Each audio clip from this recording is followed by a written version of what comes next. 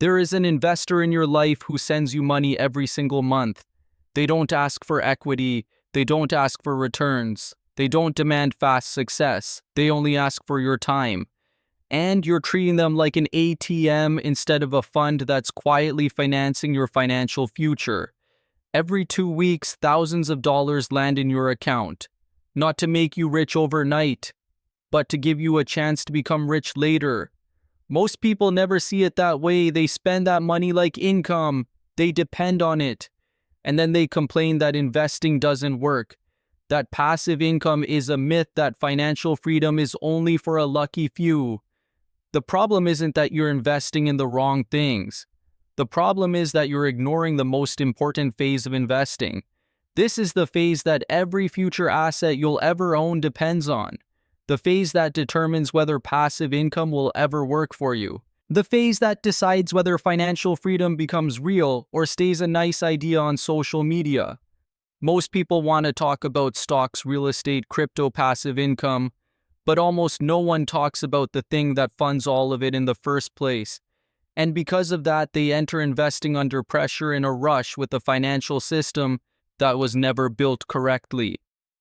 This video isn't about what you should invest in. It's about the investment phase that determines your financial future. The phase where if you get it wrong, no strategy that comes after can save you. So let's name this phase, because until you can name it, you can't control it. This is the accumulation phase. The phase where you're not rich yet. You don't have meaningful passive income, and your investments can't support your life on their own. But you do have something far more important than most people realize. You have cash flow, you have time, and you have the ability to accumulate capital without needing your investments to perform immediately. This phase isn't about winning big, it's about not losing early. Most people misunderstand this completely. They think investing starts when you buy your first stock, your first rental property, your first side business. That's backwards. Investing starts much earlier, when you build the conditions that make real investing possible. In this phase, your job isn't a distraction from investing. It's the infrastructure that supports it. Your paycheck is what allows you to invest without panic. It's what lets you hold through volatility instead of selling at the worst possible moment. It's what gives you the patience to wait for good opportunities instead of chasing bad ones out of desperation. And here's the critical distinction most people miss. There are two kinds of investors: those who invest with pressure and those who invest with margin. Pressure investors need results fast. They need the market to cooperate. They need the deal to work. And because of that, they consistently make short-term defensive decisions that quietly sabotage their future. Margin investors don't need immediate success. They can wait. They can say no. They can let time do the heavy lifting. And the accumulation phase is where margin is created. That's why so many people say, "I tried investing and it didn't work." What they really mean is, "I invested before I finished the phase that makes investing work." If you skip this stage, every strategy that comes after becomes fragile. One bad year, one market downturn, one unexpected expense, and the whole system collapses. But if you build this phase correctly, something very different happens. You stop needing your investments to save you, and that's exactly when they start working. Here's where most people quietly lose the game without ever realizing it. They don't fail because they choose the wrong stock. They don't fail because they miss the next big opportunity.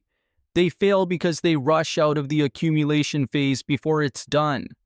This is the single most common mistake I see. The moment someone learns about investing, passive income, or financial freedom, they immediately want to skip ahead. They want results before the system is built. They want freedom before they've purchased it. So they do three things almost instinctively. First, they try to escape the job too early. They see their paycheck as the enemy instead of the fuel. They think freedom means getting rid of the salary, not realizing the salary is the thing making long-term investing possible in the first place. Second, they invest under pressure. Because their income isn't stable enough, every investment has to work. Every decision carries emotional weight. They can't afford to be patient, so they chase returns. They buy at the top. They sell at the bottom. Not because they're irrational, but because they're under-resourced. Third, they measure progress by speed instead of survivability. They ask, how fast can I make money instead of how long can I stay in the game? And that question alone determines the outcome. This is why so many people say investing feels stressful, risky, and exhausting. It's not because investing is inherently dangerous. It's because they entered the game without finishing the phase that removes urgency. Pressure shortens time horizons. It forces defensive decisions that feel reasonable today but quietly destroy tomorrow.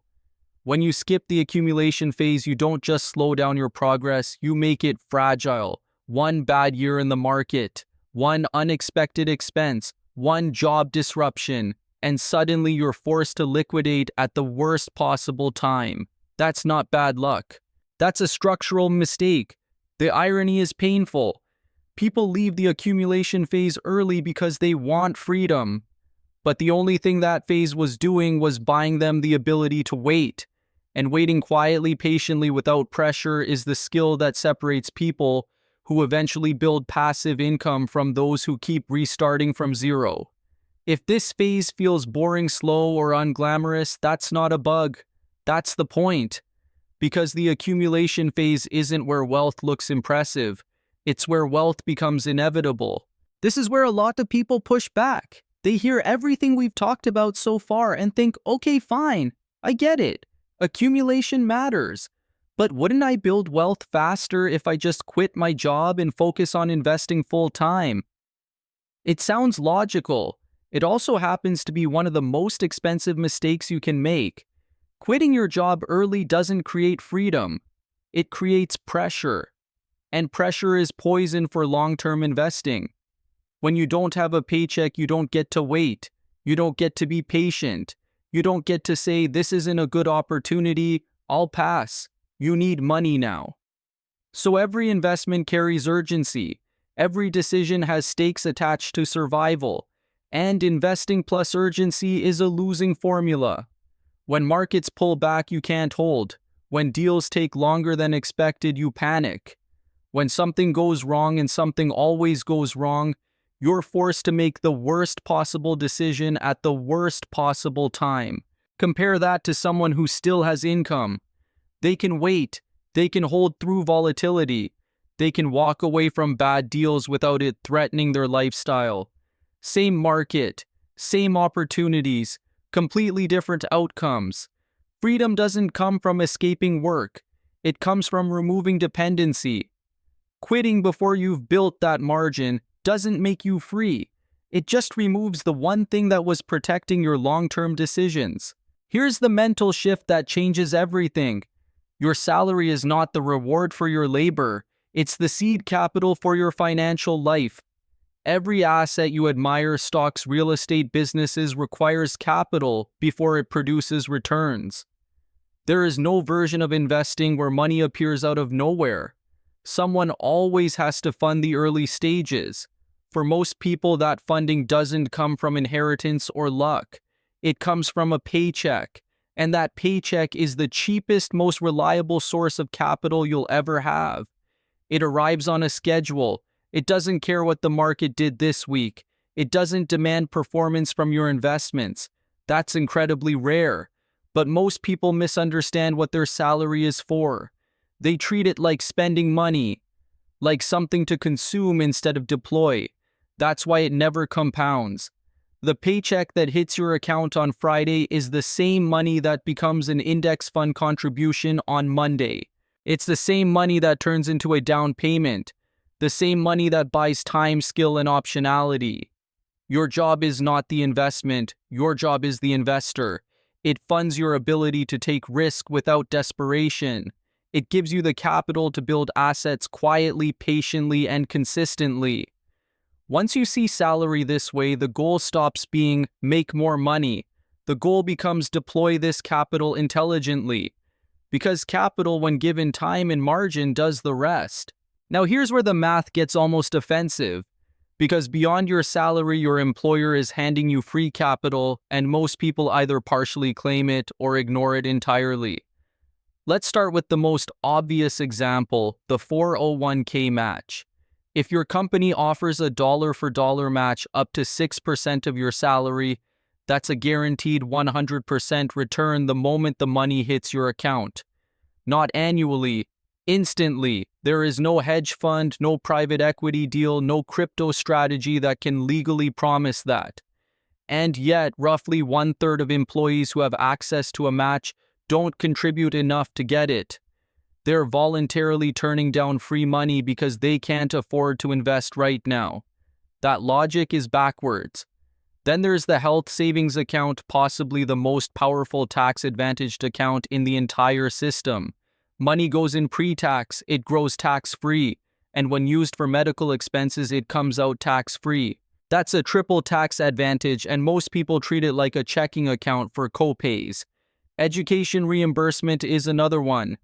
Many companies will pay thousands per year for certifications, degrees, or skill development. That's not generosity, it's a grant. In the startup world, founders fight for non-dilutive grants. Employees ignore them because the paperwork is annoying. Let's put real numbers on this. An $80,000 salary with a 6% 401k match gives you $4,800. Add a $1,000 HESA contribution, a $3,500 education benefit, and $500 in wellness reimbursements. That's nearly $9,800 per year in available capital. Ignore that for 10 years and you didn't just miss money, you forfeited the foundation of your future wealth. You don't lack income, you lack system extraction. Here's where the conversation goes deeper. Salary doesn't just buy dollars, it buys conditions, and those conditions are often more valuable than the money itself. The first is credibility. When you're employed, especially with a stable income, institutions trust you. Banks approve mortgages, credit cards extend limits, lenders offer leverage. You gain access to financial tools that are closed to people without steady employment, even if those people technically have cash. The second is stability. A predictable paycheck creates runway. It allows you to invest with a long time horizon instead of a short fuse. You can hold through market downturns. You can let compounding work. You can make decisions based on probability instead of fear. This is why investors with stable income often outperform investors with more knowledge but less margin. And the third is optionality. Every year you stay employed while investing, you're buying choices. The option to switch careers, the option to move, the option to take a break, the option to walk away from bad situations because your assets can support you. Most people think freedom comes from quitting their job. That's backwards. Freedom comes from building enough optionality that your job becomes a choice instead of a requirement. Salary doesn't make you wealthy. It buys the conditions that allow wealth to emerge. So what does the right strategy actually look like during this phase? Not hacks, not shortcuts, not chasing the next big thing. The accumulation phase has one job: keep you in the game long enough for math to start working. And that requires order. First, you extract every benefit available to you. 401k match, HSA, education reimbursement, wellness stipends. This is capital with the highest return and the lowest risk you will ever touch. Ignoring it is choosing inefficiency. Second, you keep your lifestyle below your income even as income rises. Not because deprivation is noble, but because lifestyle inflation is silent. It doesn't feel reckless. It feels earned, and that's exactly why it kills accumulation. Third, you build liquidity, not to feel rich, but to stay flexible. Liquidity gives you the ability to wait to absorb shocks and to act when opportunity appears instead of when desperation forces your hand. And finally, you invest consistently, not aggressively. No all-in bets, no this one has to work, just steady deployment into diversified long-term assets. This phase is not about winning big, it's about not losing. People get obsessed with returns at this stage. That's a mistake. The real metric that matters is survivability. Can you keep investing through downturns? Can you avoid forced selling? Can you still show up when the market looks boring or scary? If the answer is yes, you're doing it right. Because in this phase, consistency beats brilliance, and patience beats prediction. Let's make this real, not with fantasy numbers or overnight success, but with a realistic 10-year timeline. Years 1 through 3 are quiet. You're earning a moderate income, maybe $60,000 to $70,000. You're maxing your employer match. You're funding your HSA and leaving it untouched. You're using education benefits to upgrade your skills. Your taxable savings grow slowly, maybe a few $1,000s a year. It doesn't feel impressive, but infrastructure is forming. Years 4 through 6 are where momentum starts to appear. Your income increases. Maybe you're now at $80,000 or more. Your lifestyle stays mostly the same. You don't upgrade everything just because you can. That gap between income and spending widens. You're now saving and investing consistently. You've built meaningful liquidity. You're no longer stressed by small expenses. You can wait. This is often when people make their first asset purchase: a rental property, a larger investment portfolio, or a business stake. Not because they're desperate, but because the numbers finally make sense. Years 7 through 10 are where the system starts to run. Your assets are no longer just sitting there. They're producing. Rental income offsets expenses. Investment accounts compound quietly. Your net worth crosses a threshold, maybe $500,000 or $600,000. And something subtle but powerful changes. Your job doesn't disappear, but it loses its leverage over you. You're no longer working to survive. You're working because it's strategically useful. If a better opportunity appears, you can take it. If your environment becomes toxic, you can leave. If you want to slow down, you have options. Your job didn't buy the assets. Your job made buying the assets possible. That's the difference. Most people think wealth comes from the assets themselves. In reality, it comes from finishing the phase that allows assets to work without pressure. And that's what this stage is really about. So when does the accumulation phase end? Not when you feel tired of your job, not when you get bored, and definitely not when you're emotionally done. This phase ends when pressure leaves the system. A useful benchmark is when your passive income reliably covers 60 to 70% of your living expenses. At that point, your life no longer collapses if something goes wrong. You're not forced to make short-term decisions just to survive. More importantly, your financial stress drops dramatically. You're no longer checking your account balance every week. You're no longer afraid of market volatility. You can make long-term decisions without panic in the background. That's the real signal. At this stage, work becomes optional in a meaningful way. You can stay because it makes sense. You can leave because the math supports it. You can shift careers, slow down, or renegotiate your time. The accumulation phase doesn't end with a dramatic moment. It ends quietly when urgency disappears. And until that happens, leaving early doesn't make you brave. It just makes your system fragile. If this framework is so effective, why do so few people succeed with it? The answer is painfully simple. First, lifestyle inflation. As income rises, spending rises faster. Not on obvious luxuries, but on small upgrades that feel reasonable. Better apartment, better car, better everything. The margin that was supposed to fund assets quietly disappears. Second, ignoring benefits. People focus on salary and ignore the hidden capital. 401k matches HS. As education reimbursements. Over a decade, this cost them hundreds of thousands of dollars in lost compounding. Not because they didn't earn enough, but because they didn't extract what was already offered. And third, quitting emotionally. They leave jobs out of frustration, burnout, or comparison. Not because the math supports it, but because they're done.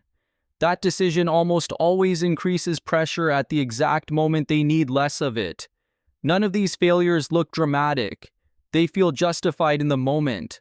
That's why they're so dangerous. Here's the reframe that changes everything. Financial freedom does not begin with quitting your job. It begins with how you use the years you're employed. Most people see work as something to escape, a necessary evil, a delay to their real life. But in reality, this phase is the most powerful leverage they'll ever have. Your job funds your investments. Your benefits reduce risk. Your income buys time, patience, and optionality. Ignore that, and no investment strategy can save you. Use it intentionally, and wealth becomes inevitable. The decisive phase of your financial future is not the moment you leave your job. It's the period where you still have one and choose to deploy it strategically. That's the phase that decides whether passive income ever works for you. That's the phase that determines whether freedom is real or imaginary, not the exit, the preparation. And the people who understand that don't rush. They build quietly.